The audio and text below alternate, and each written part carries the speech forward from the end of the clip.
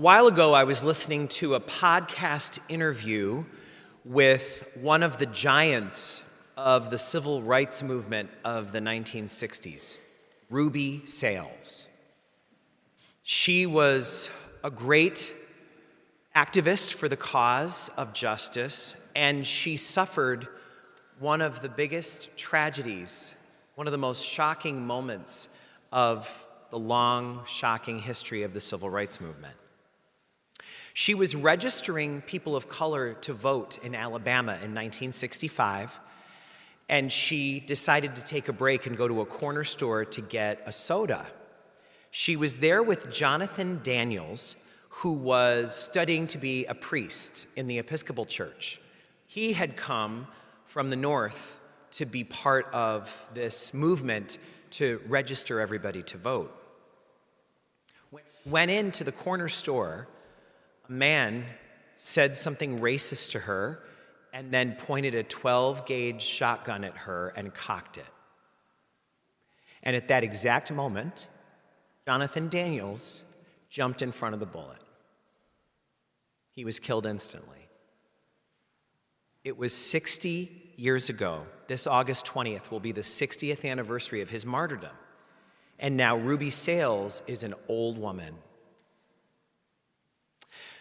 We wish that the 1960s had put an end to injustice and racism, but we all know that's not true. The work continues, and there's obviously many, many people who are working for racial justice today. And that was one of the points of the podcast. The podcast interviewer asked Ruby Sales, "What's your opinion about the activists of today, the young people who are continuing in your footsteps? What's your impression of them?" And she said, I love them. She said, I'm proud of them. I think they're amazing. And then she said, but I'm also worried for them. She said, because they don't have any armor on. She said, we had armor that they don't have. She said, because we were all raised in the black church. And so when they hated us, we could turn to the comfort of scriptures. We memorized them and we could say them to ourselves. When they threw us in jail, we could sing hymns to get through the night. She said we could turn to the teachings of Jesus in the hard times, and we were filled with the vision of how to keep going forward. And she said, it appears that they don't have that in the same way. And they may not know that they need it. She said, but they do. We were meant to have that. You can't face giant problems without the comfort of the scriptures. You would never go on a long hike without bringing some water. And we should never try to face the challenges of life without the guidance and the comfort of the scriptures. We were never meant to do that. I went to a seminary that was specially designed for older guys. All of us had had previous careers. So we were in our 30s, 40s, 50s, and up. And most seminaries are not like that. They're for people, out of college in their 20s. But it was an interesting environment. We were all in one building, and that's where we had our dorms, that's where we had our classes, the laundry room was there. The faculty even lived there. They had their own section, but they lived with us. We ran into each other 3 times a day in the refectory and all the time in the chapel, and it was a very closed kind of environment. I wanted to use the fitness room that we had one day, and it was a really dismal, mildewy room in the basement. And I went in there, and the first thing I saw was a professor that I was trying to avoid on the Stairmaster. And I thought to myself, I am never coming in here again. So I decided to go for walks instead. But the seminary was in a suburb of Boston, Weston, Massachusetts, and there's no sidewalks there. It's beautiful forested land, and I know on our live stream we have some viewers that are watching from Massachusetts, and we love Massachusetts, but if you've ever driven there, the drivers they drive by different rules than we have. So I didn't exactly feel like walking on the side of the road with no sidewalk was a safe idea. So then I decided I would do my walking on campus at Regis College. There was a small Catholic college in town, and I could get there and then walk around the campus in safety. One day, while I was walking, I ran into two of my seminary brothers. One of them had a sweatband on and a racket in his hand, and the other one had a wet bathing suit with him. And we were chatting, and I said, "Where are you guys coming from?" And they said, "The fitness center." And at that time, I only got a $100 a month stipend as a seminarian. We didn't have any money for that. So I said, out of curiosity, how much does a membership there cost? And they said, "Nothing.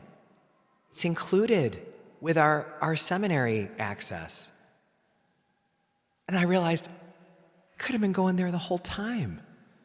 I never knew. They had a pool. They had everything. And it was free.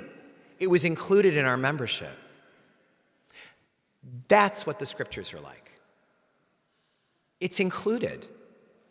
That's what we're hearing in the first reading. When the people are like crying, Ezra gets up and reads from the scriptures, and people are like, "This is so beautiful. Where has this been? Where has this been all of our lives?" And they're like, "This was here all the time. You just didn't know to ask for it. You didn't know that this was included. This comes with it." And he said, "Don't cry. Just start now. Be happy. You found it. There's no reason to cry over what you didn't have previously. Just be happy that now you have it and you can turn to it." The people were like, "But we've been hiking without water. We've been trying to do this without our armor." And Ezra said, "I know, but that changes today." The scriptures are not just comforting, they're also a way to keep ourselves between the ditches in the faith journey.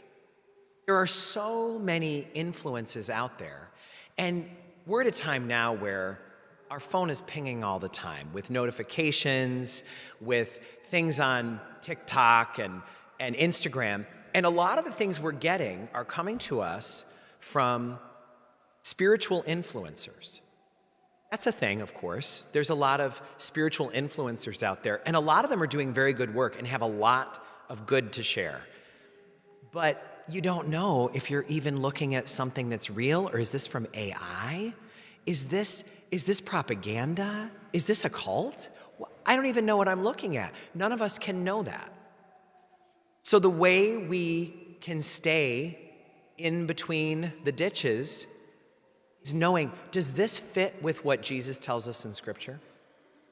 If what this person is saying harmonizes with what Jesus is saying, well, then great. But if they're saying, "Oh no, I've got something better than Jesus. I've got some hacks that Jesus didn't know about," no way. That's a charlatan. And if you watch Netflix and other streaming sources, that's a growing form of documentary. Those documentaries where they unmask the charlatans that have been making a pyramid scheme out of religions and spiritual movements. And if we want to stay away from that, we have to know what the scriptures are telling us about Jesus. Because Jesus is the one who reveals who God is. There's not a single thing he ever revealed that was harmful or untrue. So if we allow him to be the one we compare whatever fad or influence we're experiencing to, then we're going to know this is authentic. Without the scriptures, we're at the whim of whoever's influencing us. So we hear in the gospel about a very typical parish experience. In this case, it's the synagogue, but Jesus was raised on the scriptures, and he volunteered the way people do to be the lector in the synagogue. And so he goes up. They didn't have books, they had scrolls. He opens the scroll, and he reads a reading that's familiar to us. It's actually sometimes the first reading. It's chapter 61 in Isaiah, a very famous and well-known scripture. But he does something really interesting. He reads, I came to proclaim good news to the poor and liberty to people who are captive, sight to the blind, freedom for the oppressed. Rolled it up and sat down. If you were to go to Isaiah 61 right now, there's another line that he skipped. Skipped the last line. The last line that he did not read says, and to proclaim God's vengeance. He didn't read that. You know what that tells us? That's not good to read. God didn't come to proclaim vengeance. Jesus tells us that. The way we know that is we compare that idea with his life and what he said, and we go, oh, no, that wasn't part of the plan. And so Jesus tells us, here's what God's really like, and his teaching has authority. So now we never put that line in.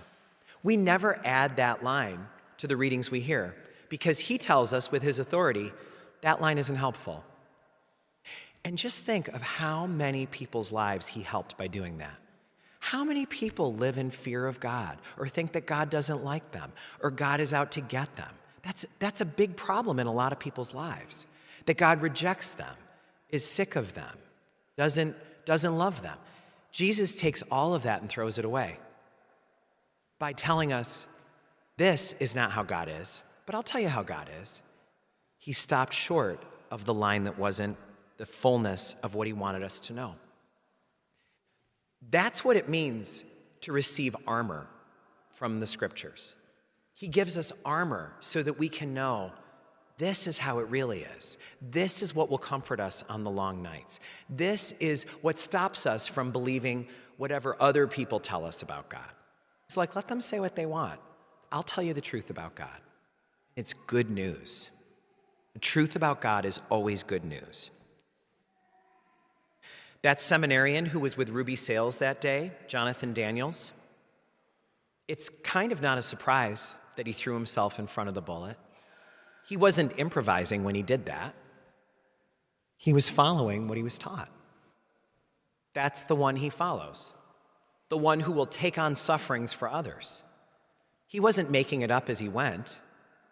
He wasn't wondering, I wonder what Jesus would do in this case. He knew what Jesus would do, and he did it. And Ruby Sales is alive today, 60 years later, because of what he did.